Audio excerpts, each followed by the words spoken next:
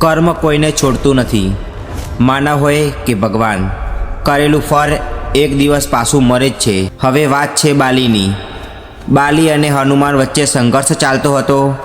બાલી શક્તિશાળી હતો, પરંતુ સાથે અહંકારી પણ હતો.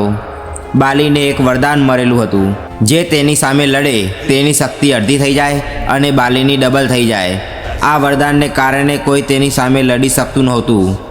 સુગ્રીવ પર અન્યાય થયો. રૂમાને બંધક રાખવામાં આવી. રામ ભગવાને આ અન્યાય જોઈને મદદ કરવા આગળ આવ્યા, પરંતુ બાલીની સામે સીધી લડાઈ અશક્ય હતી, કારણ કે કોઈ પણ તેની પાસે જાય તો તેની શક્તિ અડધી થઈ જતી હતી. એથી રામ ભગવાને એક જ રસ્તો પસંદ કર્યો, વૃક્ષની પાછળથી તીર ચલાવવાનો. રામજીએ બાલીને છુપાઈને તીર માર્યું. બાલી જમીન પર પડ્યો અને મૃત્યુ પામ્યો. આ કાર્ય રામ ભગવાને ધર્મ રક્ષા માટે કર્યું હતું, પણ કર્મનો નિયમ અચૂક છે. હવે દ્વાપર યુગ. આજ રામ શ્રી કૃષ્ણ સ્વરૂપે જન્મ્યા. એક જંગલના ઝાડ નીચે સૂતા હતા. તેમના પગનું લાલ નિશાન દૂરથી હરણ જેવું દેખાતું હતું.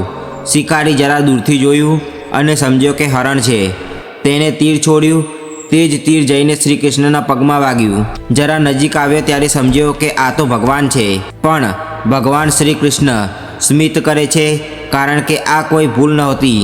આ તો કર્મનો જ ન્યાય હતો. જેમ બાલીને છુપાઈને તીર મળ્યું, તેમ શ્રી કૃષ્ણને પણ એ જ રીતે તીર મળ્યું. આ છે કર્મનો નિયમ. જેવું કર્મ એવું ફળ.